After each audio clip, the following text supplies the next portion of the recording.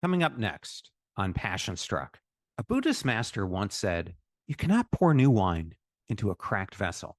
No matter how nourishing the wine, if the vessel leaks, the essence is lost." Now, picture your wellness routine. You eat well, you sleep, you even meditate, but the fatigue won't lift. The focus doesn't last. The peace never quite arrives. What if the problem isn't what you're doing, but whether your system can actually absorb it? And what if the answer has nothing to do with effort and everything to do with four hidden filters in your body and brain? One of them might be sabotaging your progress, and you probably don't even know it exists. That's where we're going. Let's get into it. Welcome to Passion Struck. Hi, I'm your host, John R. Miles, and on the show, we decipher the secrets, tips, and guidance of the world's most inspiring people and turn their wisdom into practical advice for you and those around you. Our mission is to help you unlock the power of intentionality so that you can become the best version of yourself. If you're new to the show, I offer advice and answer listener questions on Fridays. We have long-form interviews the rest of the week with guests ranging from astronauts to authors, CEOs, creators, innovators, scientists, military leaders, visionaries, and athletes. Now, let's go out there and become Passion Struck. Welcome to episode 648 of Passion Struck, the podcast that ignites change from the inside out so you can live with greater intention, purpose, and power. I'm your host, John Miles, and today we're continuing our August series, Reclaiming Wellness, a new framework for healing from the inside out. Last week, I kicked things off with a solo episode on the wellness gap, that quiet space between what your life looks like on the outside and how it actually feels on the inside. We explored why so many of us are doing everything right and still feel off. This week, we take that next step in that journey. We started the week off with two of the world's leading voices on how your biology shapes your energy, clarity, and resilience. On Tuesday, I spoke with Dr. Drew Ramsey, who shared how nutrient-driven brain support only works if your body can use the nutrients in the first place. Then on Thursday, Dr. Erica Schwartz explained how hormone imbalance, often silent, undermines recovery, mood, and energy. You've likely heard phrases like, "You are what you eat, your body is a temple." But what if you've been focusing on the quality of what you put in and ignoring the condition of what you actually receive? Today, we begin with a simple story. In ancient Stoic philosophy, Epictetus said, "Wealth consists not in having great possessions, but in having few wants." When he wrote this, it wasn't about denying needs. It was about the capacity to be satisfied. In wellness, this matters. You can eat rich food, build muscle, sleep deeply, but if your body isn't in the right state, it might simply let it pass through. We're not here to judge. We're here to ask one essential question. What if your drive to do what's healthy is running into filters you didn't even know existed? In today's episode, I'm going to explore that hidden barrier, not the question of can I be healthier, but can my body actually receive it? By the end, you'll understand why wellness routines can tank. Not from lack of effort, but because your body simply can't integrate what you're doing. Let's begin our journey by pulling back the curtain on what's actually getting in the way and how to rebuild it from the inside out. Thank you for choosing Passion Struck and choosing me to be your host and guide on your journey to creating an intentional life. Now, let that journey begin.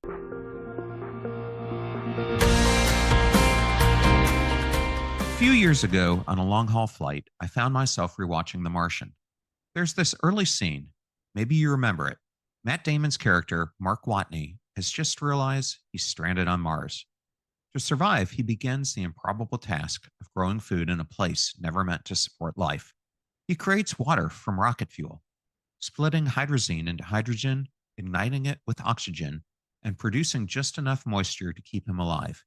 He mixes in fertilizer, begins to moisten the planet's dry, lifeless soil. Technically, everything should work.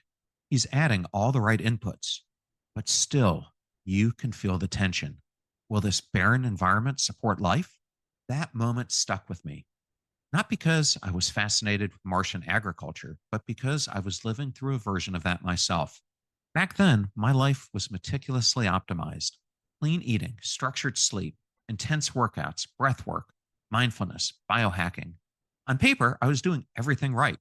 If there was a checklist for feeling better, I had dutifully checked every box. And yet, I wasn't thriving, not even close. My energy was flat. my mind foggy, my motivation gone. I wasn't burnt out. I was empty. Like all the effort I was pouring in was sliding off the surface. Later, I came across a concept from soil science that gave language to what I was feeling: hydrophobic soil. When soil becomes damaged through drought, erosion, overuse, it can lose its ability to absorb water. You can flood it with nutrients, but without the right structure, it repels what it's given. And that was me. The problem wasn't what I was doing, it was the system couldn't receive it. In wellness and self improvement circles, the obsession is always with inputs. Eat cleaner, sleep deeper, exercise harder, hydrate more, supplement smarter. I'm sure you've heard all of them if you follow social media or podcasting in any manner. The assumption behind all of this is straightforward. If I provide my body and mind with optimal fuel, they will respond optimally. But the premise has a blind spot. It presumes our systems are inherently prepared to receive and utilize what we give them.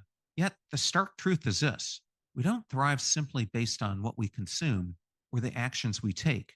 We thrive based on what we actually absorb and integrate. That subtle difference is the invisible factor behind so many modern struggles. I call this phenomenon the absorption gap. It's a silent distance between the effort you invest and the effect you experience. It's the hidden barrier between giving your system nourishment and your system's actual ability to use that nourishment. This is why someone can follow every rule: expensive supplements, disciplined exercise, cutting edge hormone therapies, and still feel profoundly empty.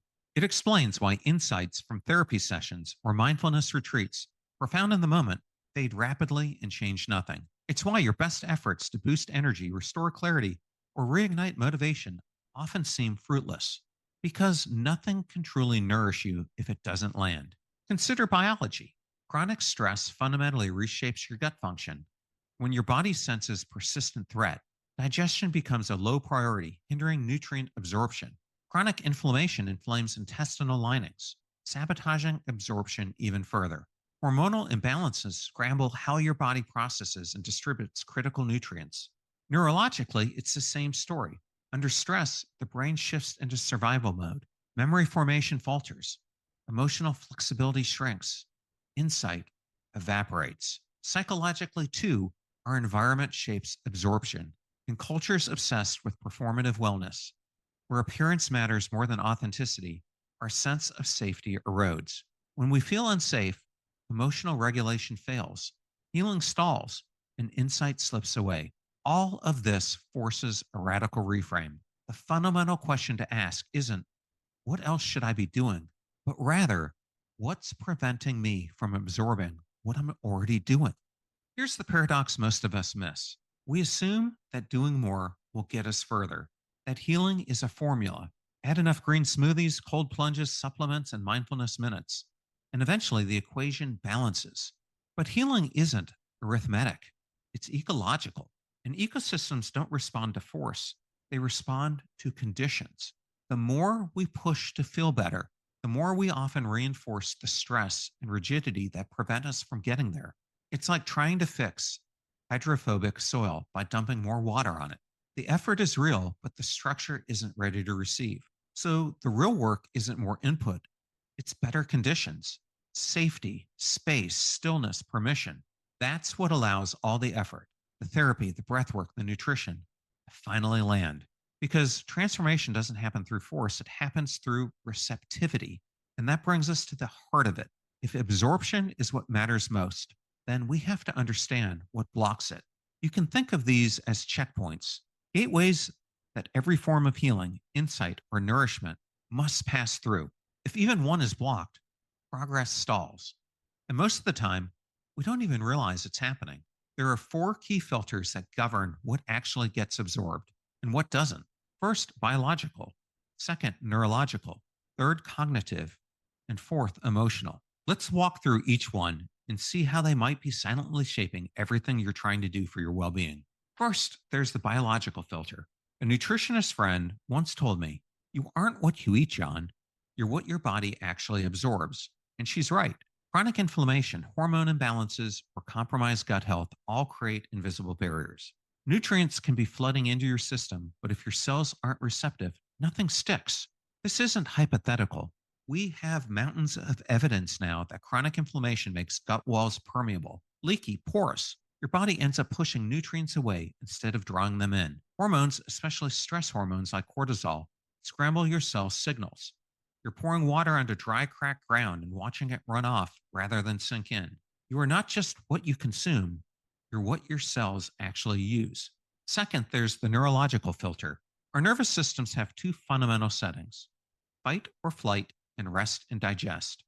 When you're calm and safe, your body prioritizes digestion, recovery, and emotional integration. But when you're chronically stressed, your system locks in flight or flight, digestion slows, repair stops, emotions go unprocessed. When I spoke with Dr. Drew Ramsey earlier this week, he offered a powerful perspective on why our nervous systems struggle to shift into healing mode. Ramsey explained that when your brain is constantly sensing threat, whether real or perceived, it reorganizes its priorities.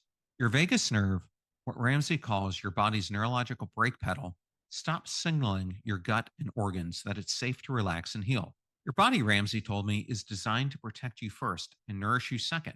You can't digest a meal or a new insight if your system believes it's running from a tiger, even if the tiger is just your inbox or social media.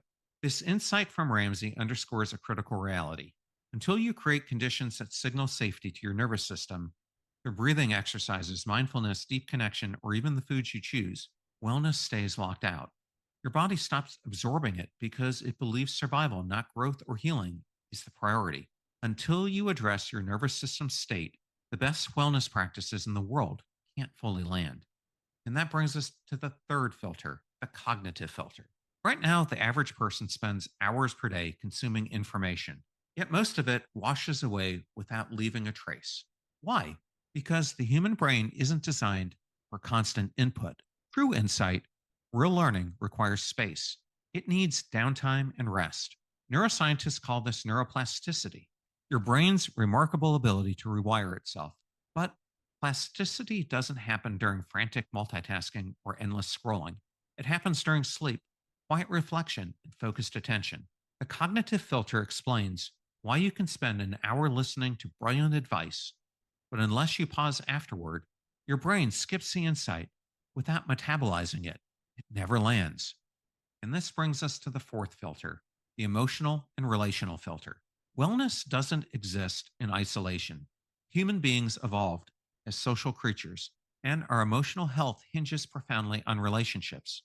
It's why emotional healing and growth never happen in spaces where you feel unsafe or judged. Dr. Amy Edmondson coined the term psychological safety. The feeling of being genuinely seen and valued isn't just a nice to have, it's essential. Without it, your nervous system stays in defense mode and emotional absorption stalls. If your relationships or environment constantly reactivate your survival instincts, healing can occur. See, you don't regulate your emotions alone, you regulate them together with others.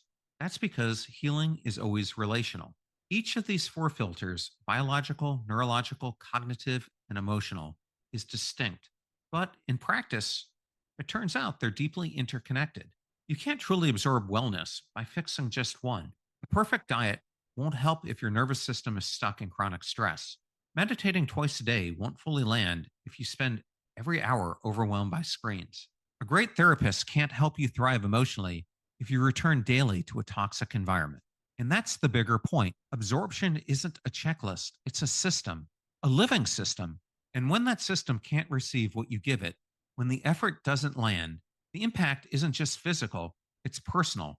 Because when your inputs don't lead to outcomes, you don't just feel tired, you feel like you're failing. You start to question your capacity, your worth, your hope. You begin to wonder, if none of this is working, maybe I'm the problem. That's the hidden cost of the absorption gap. It doesn't just drain your energy, it erodes your belief that you can change, that you matter, that what you're doing counts. But the truth is, you're not broken. Your system just needs restoration. And that brings us to the healing shift. If there's one thing the absorption gap teaches us, it's this: you don't heal by pushing harder, you heal by helping your system receive. That's the shift, because absorption isn't random. It's not a mystery. It moves through real pathways in the body and mind. We've already talked about the four key filters: biological, neurological, cognitive, and emotional.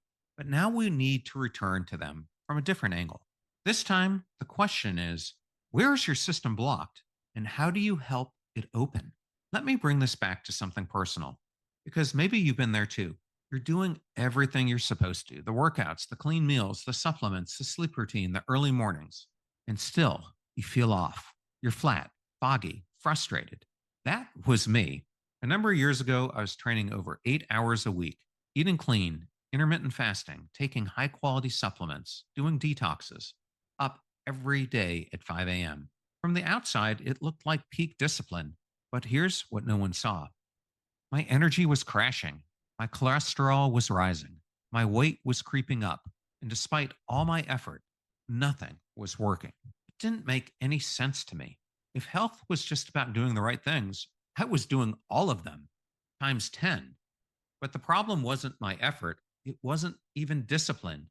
It was absorption. I was pouring everything I had into a system that couldn't receive it. And I didn't know it at the time, but the issue wasn't just food or stress or sleep. It was everything working against itself. I was living out the absorption gap. And what I realized only in hindsight is that all four filters were blocked. Let me walk you through them through my personal story. Maybe some of this will sound familiar to you. Biologically, I was eating what looked like the right foods, but they weren't right for me. I was fasting in a way that threw off my blood sugar, training early in the morning when my cortisol was already high. My gut wasn't inflamed in the clinical sense, but it was strained, and I ignored those low grade signals. What I learned is your biology doesn't follow your checklist, it follows your rhythm. And if you fight that rhythm long enough, it pushes back. Neurologically, I was stuck in go mode. Even when I wasn't working, I was wired, always thinking, planning, optimizing, resting, but never relaxing. And here's something I've had to learn the hard way: your nervous system doesn't care how committed you are, it only listens to your cues. And mine were telling it to stay on alert. Cognitively, I was consuming information constantly: podcasts, books, articles, expert advice, but I wasn't integrating any of it. I was learning, but not changing. Insight without space, I found out, is just noise. I didn't need more content. I needed a pause. I needed to sit with what I already knew. Emotionally, I was performing wellness. I didn't want to admit I felt off. Fact is, I host an alternative health podcast. And if anyone is supposed to have this figured out, it's me. So I kept the mask on, kept pushing forward instead of slowing down. And eventually, the cost of that performance became too heavy to carry because you can't fake absorption. You can't perform your way into peace. You have to feel your way into it. So I started making small shifts. I started to alternate the way I was doing my workouts, trying different workout routines and schedules. I slowed down my mornings, adjusted my meals to match my body's actual needs. I gave myself space, and I stopped treating healing as a productivity project. That's when things started to change. That's the healing shift. And if you're in that place right now, doing everything right but not feeling better, it might not be a failure of effort. It might just be time to ask, what is my system ready to receive? That question, it changed everything for me. So maybe you're listening and thinking, yes, this is me. The absorption gap is real. I see the filters, but now what? What do I actually do with this? First, take a breath. You don't have to change everything at once. This isn't about a total reboot. It's about identifying the one place your system is whispering, I'm full, but I'm not receiving. So let's walk you through the four filters, but this time, it's not my story, it's yours. Which of these sounds like the doorway you need to open? First, let's discuss biological filters, how to match your rhythm, not the rules. If your body feels wired after workouts, tired after meals, or just off, no matter how clean you eat, this might be your entry point. Try this. Shift when you eat, not just what. Maybe trade one intense morning workout for a walk or a stretch. Perhaps keep a 3-day energy journal. Note what you ate, how you moved, and how you felt 2 hours later. And then ask yourself, is my plan serving my body, or is my body fighting to keep up with my plan? Because your biology isn't a machine, it's rhythm. And healing begins when you stop fighting the beat. Second, let's talk about neurological filters. And what I want to go into here is cueing safety, not just structure. If you're living in a low level hum of tension, always thinking, planning, reacting, this might be the gateway. You might be resting, but never relaxing. So try this. Begin your morning with stillness. 2 minutes, no phone. Switch your routine from a checklist to a ritual. Perhaps pause once a day and ask, do I feel safe in my body right now? And then ask yourself, am I starting my day in alignment or in defense? Because structure is helpful, but safety is essential. Which brings us to the third filter, cognitive. Integrate, don't just ingest. If you're reading, listening, learning constantly, but still feeling stuck, this is your filter. Insight without space is noise. So try this. For 1 week, replace one podcast or article with 5 minutes of reflection. After consuming content, write a single sentence about what it opened, not what it taught. And go for a walk without inputs. Let your own thoughts rise. And ask yourself, what if the next breakthrough doesn't come from more, but from less? Integration is absorption. Space is where meaning sticks. And lastly, there's the emotional filter. This is where we stop performing wellness. If you feel pressure to look fine, even when you're not, if wellness has become another way you prove your worth, this might be your most powerful door. So try this. Let one person hear your truth this week. No filter, no fixing, just honesty. Let go of one wellness habit that's become performative. Replace it with something you actually crave, even if it's rest. And ask yourself, who am I doing this for? And what would change if it were just for me? Because healing doesn't need a mask, it needs your presence. Now let's get to the real invitation, because these aren't hacks. They're not rigid rules. They're invitations, not to do more, but to listen more closely. What is my system ready to receive? That question is still changing my life, and maybe this week it can start changing yours. So I've gone through a lot today, and the fact is, you don't have to do all of this today. But if you're doing everything right and still not feeling better, it might not be because you're doing it wrong. It might be because your system isn't ready to absorb it yet. So ask yourself, which part of me feels the most blocked right now? And start there. One filter, one shift, one act of compassion. Because once your system opens, everything you've been doing finally has a place to land. So as we close today, I want to leave you with this. The absorption gap isn't a failure of effort. It's a signal that your system is asking for alignment. Not more input, just more readiness to receive. And maybe if you're honest with yourself, you already know exactly where to start. So pause, notice which filter feels most closed, and give yourself permission to begin there, gently, patiently, intentionally, because healing isn't something you force, it's something you allow. And next on the podcast, we're going deeper into that idea with a guest I've been looking forward to for a long time. I'll be joined by Wolfgang Linden, a powerful voice in the mind-body space, and we're unpacking something that challenges how many of us try to solve our struggles. You can't think your way to wellness. If you've ever tried to mindset your way through burnout, or logic your way out of pain, or over-explain emotions you haven't really felt, this next episode is for you. We'll explore why real change isn't just cognitive, it's felt, and how reconnecting with what you feel rather than what you should think can unlock the healing you've been searching for. Every once in a while, you will run it into a dead end. And the only solution is to try something you've never done before. Will you know ahead of time that's going to work? No, you do not. You have to take the risk. But given that everything else you've done so far hasn't worked, you have really no choice but to engage in the risk. And with marital partners, you may have a number of relationships that just didn't work. And if you leave one behind, there's no guarantee that the next one is better, but there is a chance that it's better. Make sure you're subscribed so you don't miss it. Until then, thank you for being here. Thank you for choosing to live more intentionally. And remember, you matter. And what you do with that truth can change everything. Live life passion struck.